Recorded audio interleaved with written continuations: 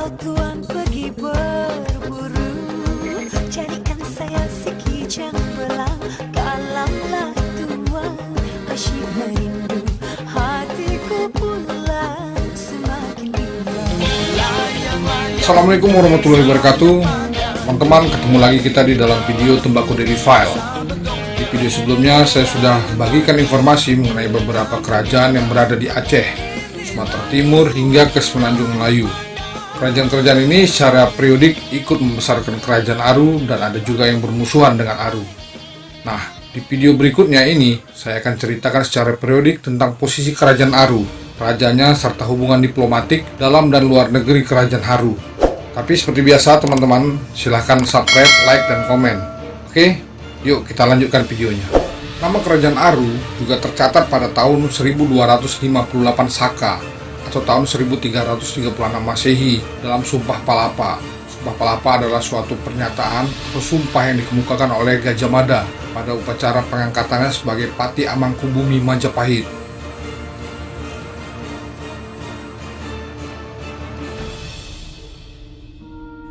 Dari isi naskah ini dapat diketahui bahwa pada masa diangkatnya Gajah Mada, sebagian wilayah Nusantara yang disebutkan pada sumpahnya itu belum dikuasai oleh Majapahit. Menurut H.M. Zainuddin, pada tahun 1350 datanglah Majapahit di bawah pimpinan Gajah Mada menyerang kerajaan Pasai. Tetapi karena kuatnya kubu pertahanan Samudra Pasai, akhirnya Gajah Mada merubah rencananya untuk menyerang kerajaan Tamiang. Didapat informasi bahwa di Tamiang ada seorang putri raja nan cantik jelita bernama Putri Megagema. Putri ini akan dipersembahkan kepada Raja Hayam Wuruk. Selain itu, tujuan lainnya adalah Tamiang tunduk terhadap Majapahit serta memberikan upeti, kemudian ikut bersama-sama dengan Majapahit menyerang kerajaan Samudra Pasai. Akhirnya tentara Majapahit membangun benteng dekat kota Langsa sekarang dengan nama kata Manyak Pahit yang berasal dari Majapahit. Kemudian Manyak Pahit berubah menjadi Manyak Payet. Tetapi Raja Muda Sedia, Raja Tamiang pada waktu itu menolak semua permintaan Gajah Mada. Gajah Mada berang dan armada lautnya pun menyerang Tamiang. Penyerangan pihak laut ini mendapat perlawanan dari Angkatan Laut Tamiang yang dipimpin oleh Laksamana Kantomana dibantu oleh tentara kerajaan Samudra Pasai. Hasilnya pasukan Majapahit berhasil dipukul mundur dan mendirikan pertahanan di sebuah pulau dekat Teluk Aru, Pangkalan Susu.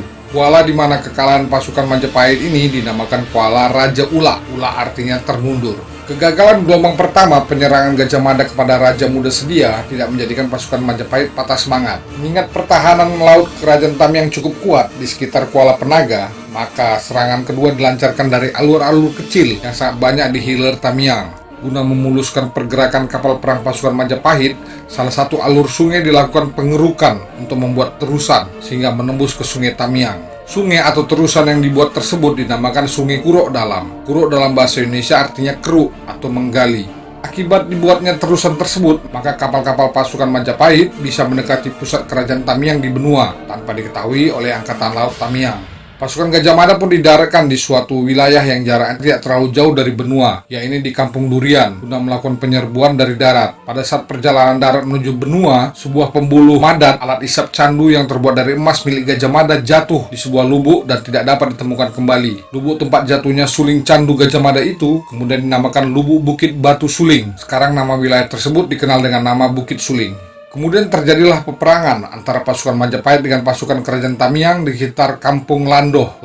Panglima Perang Lela dari Landoh memberikan laporan kepada Raja Muda Sedia bahwa pasukan Majapahit sudah mendekati pusat kerajaan Tamiang di benua. Laporan Panglima Perang Lela ini diacuhkan oleh Raja Muda Sedia. Dengan logikanya, pertahanan Angkatan Laut Tamiang sangat kuat di Kuala Tamiang dan sebelumnya telah terbukti berhasil memukul mundur armada Majapahit. Akhirnya istana kerajaan Tamiang di benua dikuasai oleh pasukan Majapahit. Raja Muda Sedia dan Permaisuri berhasil meninggalkan istana sebelum diduduki oleh pasukan Majapahit. Akan tetapi Putri Megagema yang bersembunyi di dalam sebuah gong besar kerajaan berhasil ditawan oleh prajurit Gajah Mada. Setelah membakar istana, dibawalah Putri Megagema ke dalam kapal Majapahit. Dalam perjalanan, kapal yang membawa Putri Megagema mengalami kerusakan sehingga terpaksa berlabuh untuk diperbaiki. Peristiwa ini diketahui oleh tunangan Putri Megagema yang berasal dari kerajaan Samudra Pasai bernama Tuanku Ampun Tuan. Dengan siasatnya, Putri Megagema berhasil dibebaskan dari tawan Majapahit. Lokasi tempat pembebasan Putri Megagema tersebut saat ini dinamakan Bukit Selamat. Setelah itu datang kembali pasukan tambahan Majapahit dengan peralatan yang lengkap. Tempat pasukan itu berlabuh disebut dengan Pangkalan Susor, Pangkalan Susu sekarang. Kemudian mereka membuat pertahanan di suatu daerah yang disebut dengan Besitang, yang artinya baju besi datang. Kerajaan Tamiang dan Kerajaan Samudra Pasai dibantu oleh Kerajaan Aru menyerang pasukan Majapahit. Korban jiwa sangat banyak sekali pada saat itu, sehingga tidak lagi dikubur dan hanya ditumpuk begitu saja. Daerah lokasi pertempuran ini diberi nama Kampung Timbun Tulang. Bagai menelan pil pahit, akhirnya Gajah Mada pulang ke Jawa, dan misi penyerangan Majapahit ke Samudra Pasai ini dianggap gagal. Dari penjelasan di video-video sebelumnya diketahui bahwa berdasarkan periodisasi, maka Kerajaan Aru berdiri pada abad ke-13, yakni pasca runtuhnya Kerajaan Nagor pada tahun 1285. Tapi di manakah posisi Kerajaan Aru ini? Banyak sekali perdebatan tentang lokasi dari Aru ini. Sir Richard Olaf Winstead 1878 hingga 1966 adalah seorang direktur pendidikan di British Malaya, meletakkan Aru berada di wilayah Kesultanan Delhi yang berdiri kemudian. Tapi ada pula yang berpendapat bahwa Aru berpusat di muara Sungai Panai. William Peter Grow Neville 1841 hingga 1915 menegaskan lokasi kerajaan Aru berada kira-kira di muara Sungai Barumun, Padang Lawas, dan Giles menyatakan di dekat Belawan. Sementara ada juga menyatakan lokasi kerajaan Aru berada di muara Sungai Wampu, Teluk Haru, Langkat. Faisin mencatat pada tahun 1436 bahwa untuk mencapai Haru yang berada di depan Pulau Sembilan dapat ditempuh melalui Malaka selama 3 hari 3 malam ketika cuaca baik. Hal ini juga dibenarkan dalam sejarah dinasti Ming 1368 hingga 1643. Buku 325 disebutkan bahwa lokasi kerajaan Aru dekat dengan kerajaan Melaka dan dengan kondisi angin yang baik dapat dicapai selama 3 hari. Di dalam kumpulan peta yang disebut Wu Peishi, lebih kurang tahun 1433 Masehi, yang dibuat berdasarkan grid atau kotak-kotak dengan skala tradisi ahli kartografi Feisiu 224 hingga 271, disebutkan bahwa ada kapal-kapal Cina yang pulang dari arah barat menuju Tiongkok melalui berbagai daerah. Ada Sumantala untuk menunjukkan daerah samudra, kemudian ada Chu Shui-wan untuk daerah Loksmawe, Pali untuk daerah Perlak atau Diamond Point, Kanpei Chiang atau daerah Temiang, kemudian ada Yalu untuk daerah Haru, Tansu, Pulau Berhala atau Parela, Suangsu, Kepulauan The Brothers, Chikusu, Kepulauan Aru atau Arawa. Pengamatan ganti jaga dan jarak setiap jaga di kapal Cina yang dilakukan oleh Mills menghasilkan kesimpulan bahwa lokasi ibu kota Haru terletak dekat muara delta Sungai Delhi, atau menurut perkiraan Giles pada 3 derajat 47 menit lintang utara dan 98 derajat 41 menit lintang timur. Jadi tepatlah jika diperkirakan bahwa kota Cina atau Labuan Delhi adalah bandar kerajaan Haru hingga akhir abad ke-13. Bandar tersebut hancur baik karena penyerangan Majapahit tahun 1350 Masehi ataupun ketika meletusnya Gunung Sibayak tahun 1881. Peristiwa meletusnya Gunung Sibayak mendatangkan gempa yang dahsyat sehingga bekas-bekas candi Buddha di kota Cina tertimbun tanah sedalam lebih kurang 1 meter.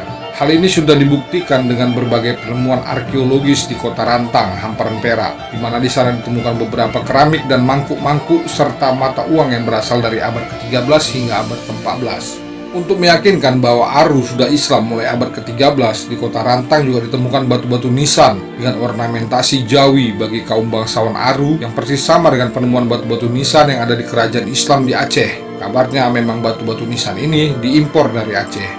Menurut Daniel Perret, seorang arkeolog Prancis yang mempunyai perhatian sangat besar terhadap arkeologi di Indonesia, mengatakan nama Aru kembali muncul pada tahun 1413 dalam catatan Tionghoa dengan nama Alu sebagai penghasil kemenyan.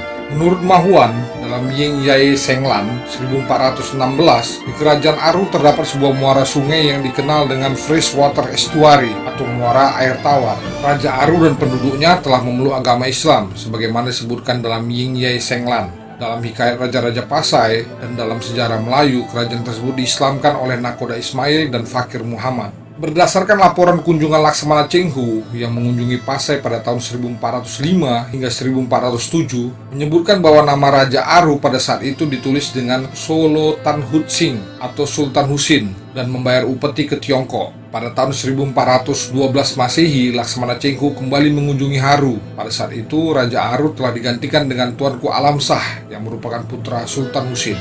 Tuanku Alam Shah mengirimkan juga sebuah misi balasan kunjungan ke Tiongkok pada tahun 1419, 1421, dan 1423 Masehi.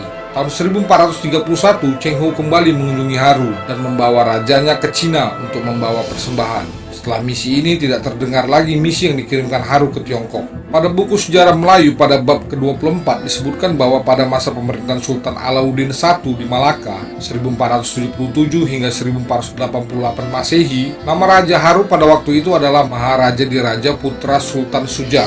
Sedangkan dalam catatan dinasti Ming disebutkan juga pada tahun 1419 anak Raja Aru bernama Tuan Alasa mengirim utusan ke negeri Cina untuk membawa upeti. Nama tokoh ini pun sukar mencari pembenarannya karena tidak ada sumber bandingannya dan apakah padanannya dalam bahasa Melayu atau Indonesia. Namun demikian, nama Sulutang Hutsin yang disebutkan dalam catatan dinasti Ming dapat dianggap benar karena dapat diperbandingkan dengan sejarah Melayu. Penulis Portugis Tommy Pires dalam bukunya Suma Oriental menuliskan tentang Haru terbesar di Sumatera. Rakyatnya banyak tetapi tidak kaya karena perdagangan. Haru mempunyai banyak kapal cepat dan sangat terkenal karena daya hancur. Raja Haru beragama Islam dan menetap di pedalaman. Negeri ini memiliki banyak sungai-sungai yang berawa-rawa hingga sulit dimasuki. Wilayah Aru pada masa itu berbatas dari Tamiang hingga ke Sungai Rokan. Ketika kerajaan Malaka lahir, Haru sudah dalam keadaan perang dengan Malaka. Mereka banyak merampas orang dan harta dari Malaka. Secara tiba-tiba Haru menyergap sebuah kampung dan mengambil sebuah benda-benda berharga. Para nelayan dan orang-orang Malaka selalu berjaga-jaga terhadap serangan Haru tersebut karena permusuhan mereka sudah terjadi sejak lama.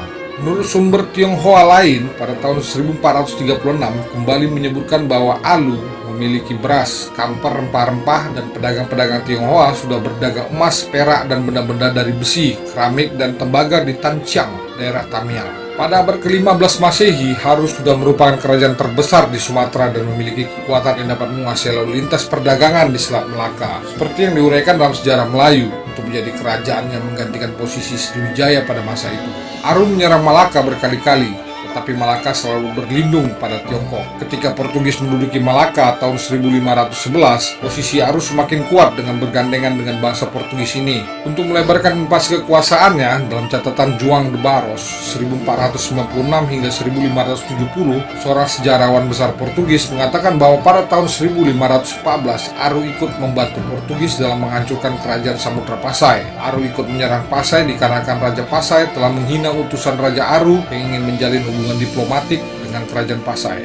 Menurut Jaime Zuzarte Cortezong 1884 hingga 1960, seorang dokter, politisi, sejarawan, dan penulis Portugis ini mengatakan bahwa kebesaran Haru ini diakui oleh Portugis yang tetap berusaha menjalin persahabatan dengan Melayu Malaka. Hal ini terbukti ketika Sultan Malaka terakhir, Sultan Mahmud Shah, diserang oleh Portugis di tempat pengungsiannya di Bintan. Sultan Haru yang bernama Sultan Husin datang membantu. Akhirnya beliau dinikahkan dengan putri Sultan yang bernama Raja Putih pada tahun 1520 Masehi. Banyak orang dari Johor dan Bintan mengiringi tuan putri kesayangan Sultan Mahmud Shah ini pindah ke Haru. Menurut Charles Otto Blackden 1864 hingga 1949, dia adalah seorang orientalis dan ahli bahasa Inggris yang berspesialisasi dalam bahasa Melayu, Mon dan Piu, mengatakan bahwa hal ini merupakan bukti yang memperkuat proses Melayunisasi di Haru. Munculnya kerajaan Aceh pada tahun 1507 dan menyatukan beberapa kerajaan di Aceh seperti Pidi, Perlak, Lamuri, Daya pasca hancurnya kerajaan Samudra Pasai. Sultan Ali Mugayyad Shah melakukan penyerangan ke Haru pada tahun 1524, tetapi armada Aceh dapat dikalahkan oleh armada Portugis. Aksi militer ini ternyata juga mengancam Johor selain Portugis sebagai kekuatan militer laut di kawasan itu. Di Pidi dan Pasai, pasukan Aceh berhasil mengusir Portugis dan mengubur sisa-sisa pasukan Portugis yang lari ke Haru. Teman-teman, cerita sejarah ini semakin seru. Bagaimana kelanjutan perang antara Haru dan Aceh? Simak terus video Tembakau Daily File selanjutnya. Terima kasih sudah menonton. Assalamualaikum warahmatullahi wabarakatuh. Yuk, bye-bye.